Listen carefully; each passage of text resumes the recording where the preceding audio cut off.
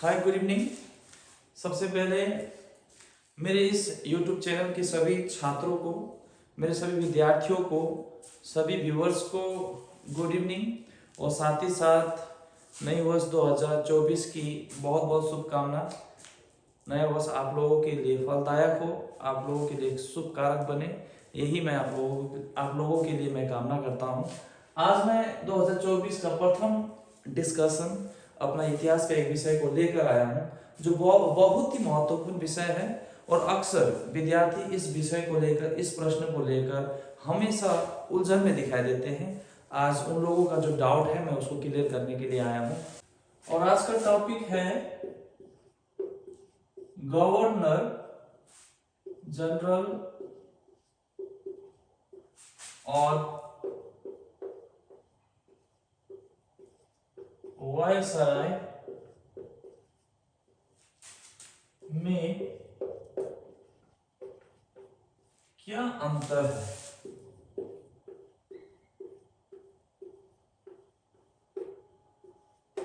अक्सर बहुत सारे विद्यार्थी गवर्नर जनरल और वायसराय, ये जो दो नाम है, अक्सर एक ही उद्देश्य के लिए वायसराय और गवर्नर जनरल ये दो शब्द का इस्तेमाल करते हैं, जबकि ये पूरी तरह से सत्य नहीं है, ये गलत है। क्योंकि गवर्नर जनरल और वायसराय जो पद है वो अलग अलग है, इसलिए गवर्नर जनरल और वायसराय शब्द का इस्तेमाल हम अगर एक किसी पद को इंगित करने के लिए करते हैं तो ये पूरी तरह से गलत है। ये दोनों शब्द, ये दोनों जो पोर्टफोलियो है, ये जो पद है, ये एक दूसरे से बिल्कुल अलग है। तो आइए आज हम आप लोगों को बताएंगे कि गवर्नर जनरल और वायसराय का जो पद है किस तरह से एक दूसरे से अलग है। तो सबसे पहले मैं बताऊंगा आप लोगों को गवर्नर जनरल, उसके बाद बताऊंगा वायसराय। ठीक, तो किस तरह से गवर्नर जनरल और वायसराय ये दो पद है, उसका भारत में शुरुआत होती है, उसका एक अपना इतिहास है, उसके बारे में मैं आप लोगों को बताऊंगा। आप लोग इतिहास के एक अच्छे छात्र हो, आप लोग अच्छी तरह से जानते हो 16वीं शताब्दी में 16th सेंचुरी एडी में भारत में ईस्ट इंडिया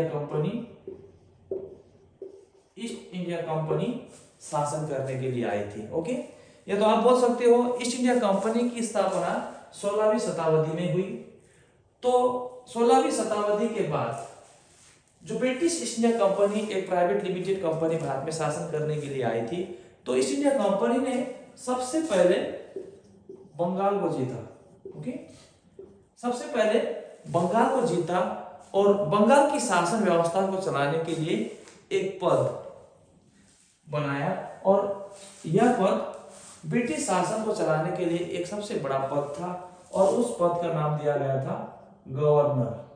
ओके, गवर्नर नाम दिया गया था। ठीक है, तो सबसे पहले भारत में ब्रिटिश की या ब्रिटिश ईस्ट इंडिया कंपनी की शासन व्यवस्था को चलाने के लिए एक प्रशासनिक व्यवस्था को कायम किया गया, और उस प्रशासनिक व्यवस्था का जो हेड था, जो प्रमुख था, उसे गवर्नर बना दिया गया। ठीक है, तो इस तरह से 16वीं शताब्दी के बाद बंगाल में ब्रिटिश ईस्ट इंडिया कंपनी शासन करने लगी। और आप लोग जानते हो बंगाल सामरिक दृष्टिकोण से महत्वपूर्ण था। बंगाल की जो गरिमा है, बंगाल की जो महत्व है, ईस्ट इंडिया कंपनी या ब्रिटिश कंपनी अच्छी तरह से समझ चुका था, और बंगाल से ब्रिटिश को क्या लाभ हो सकती थी इसके बारे में भी ब्रिटिश अच्छी तरह से समझ चुकी थी। इसलिए ब्रिटिश का सबसे पहले जो नजर है बंगाल प्रांत पर पड़ती है, और बंगाल को ब्रिटिश ईस्ट इंडिया कंपनी ने प्लासी के युद्ध के बाद, बक्सर के युद्ध के बाद पूरी तरह से अपने साम्राज्य का हिस्सा बना लिया।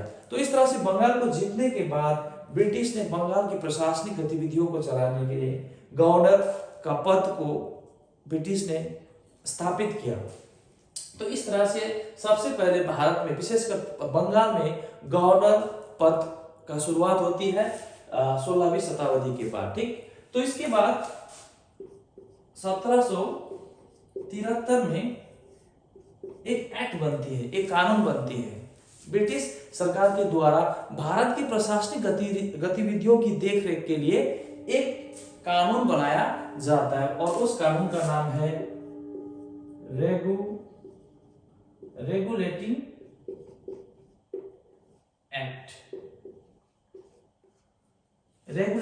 एक्ट बनाया गया, ठीक है, 1773 में। तो यह जो रेगुलेटिंग एक्ट है, यह एक्ट भारत के इतिहास में एक महत्वपूर्ण एक्ट थी, एक एक्ट है। इस एक्ट के द्वारा प्रथम बार बंगाल का प्रथम गवर्नर जनरल पद को क्रिएट किया गया, ठीक है। तो रेगुलेटिंग एक्ट के द्वारा प्रथम बार बंगाल में गवर्नर जनरल का व्यवस्था किया गया। तो इस तरह से बंगाल का प्रथम गवर्नर जनरल वॉरेन हेस्टिंग्स था, वॉरेन हेस्टिंग्स था, ठीक है। तो परीक्षा में आप लोगों को पूछा जा सकता है कि बंगाल का प्रथम गवर्नर जनरल कौन था, तो आपको बोलना है वॉरेन हेस्टिंग्स। और वॉरेन हेस्टिंग्स को रेगुलेटिंग एक्ट के द्वारा बंगाल का प्रथम गवर्नर जनरल बनाया गया। तो उसके बाद 1833 में फिर से ब्रिटिश शासनकाल में एक चार्टर एक्ट लागू किया गया। चार्टर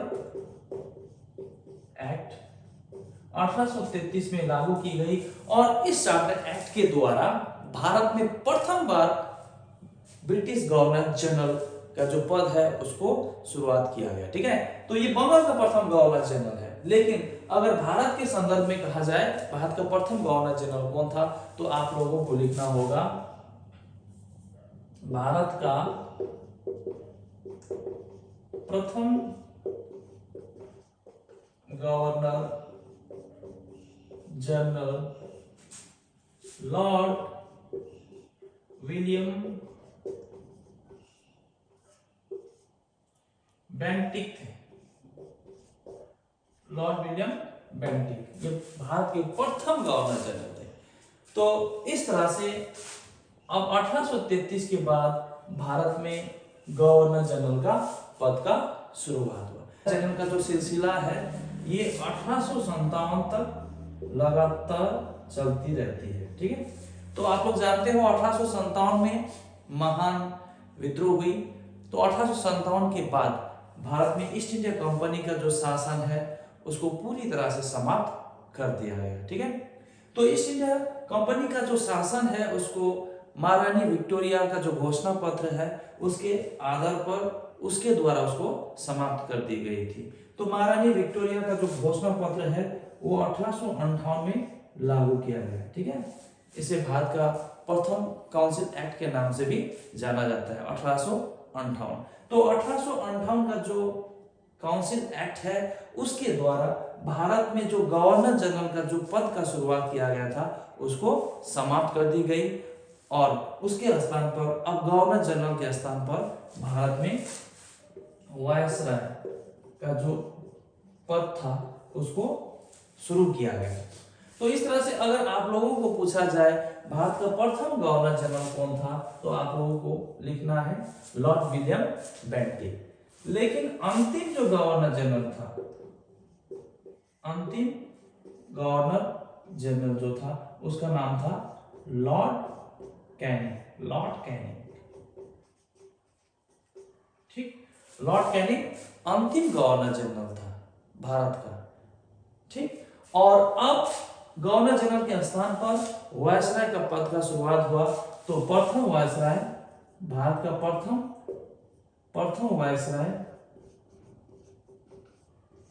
लॉर्ड कैनिंग को ही बनाया गया। केवल जो पद है उसको हटा दिया गया, लेकिन व्यक्ति या अधिकारी लॉर्ड कैनिंग को ही अंतिम गवर्नर जनरल था उसी को भारत का प्रथम वायसराय बनाया गया। तो इस तरह से सबसे पहले 16वीं शताब्दी में बंगाल की शासन की देखरेख के लिए गवर्नर पद का शुरुआत किया गया। जबकि 1773 के रेगुलेशन एक्ट के द्वारा बंगाल में गवर्नर जनरल पद का शुरुआत किया गया। और इस तरह से गवर्नर जनरल का जो कार्यकाल है उसको 1857 तक, उसको 1833 तक उसको जारी रखा गया। 1833 का जो चार्टर एक्ट है, उस चार्टर एक्ट के द्वारा भारत में गवर्नर जनरल का शुरुआत हुआ। ठीक है, पहले 1773 के चार्टर एक्ट के द्वारा बंगाल का गवर्नर जनरल बोला जाता था, लेकिन 1833 के चार्टर एक्ट के द्वारा अब बंगाल का गवर्नर जनरल न बोलकर अब भारत का गवर्नर जनरल उसे बोला जाने लगा। ठीक है, तो इस तरह से भारत का प्रथम governor general Lord William Bentinck को बनाया गया। और यह जो गवर्नर जनरल का जो सिलसिला है यह 1857 तक जारी रही।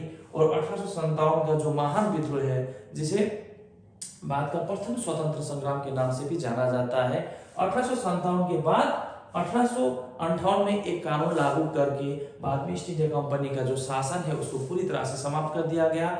और गवर्नर जनरल का जो पद था उसको हटाकर, उसको समाप्त करके भारत में वायसराय का जो पद है उसका शुरुआत किया गया।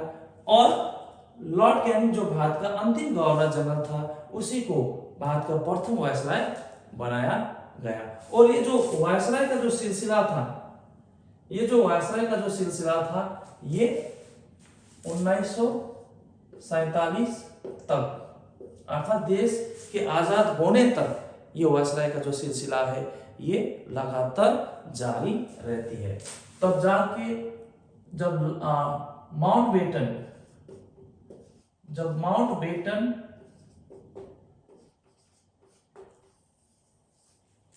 भारत का अंतिम वायसराय था, तब भारत को आजाद कर दी गई। इसलिए अगर आप लोगों से पूछा जाए अंतिम वायसराय कौन था, तो आप लोगों को कहना है लॉर्ड माउंटबेटन। ठीक है, तो भारत का अंतिम वायसराय कौन था? Lord Mountbatten. और वायसराय का जो पद है उसका शुरुआत हुआ था 1858 और 1947 में जाकर वायसराय का जो पद है वो समाप्त हो जाती है। और जब 1947 में जब देश आजाद होती है, तो आजाद होने के बाद लॉर्ड माउंटबेटन को स्वतंत्र भारत का, देखना है यहाँ पर आपको, शब्द को थोड़ा समझने का कोशिश करो। स्वतंत्र भारत का प्रथम गवर्नर जनरल लॉर्ड माउंटबेटन को ही बना दिया गया था। ये बात आप लोग ध्यान दीजिएगा। ठीक है, अंतिम वायसराय लॉर्ड माउंटबेटन था। फिर उसी लॉर्ड माउंटबेटन को जब देश आजाद हुआ तो भारत का प्रथम British governor general Lord Mountbatten को बना दिया गया।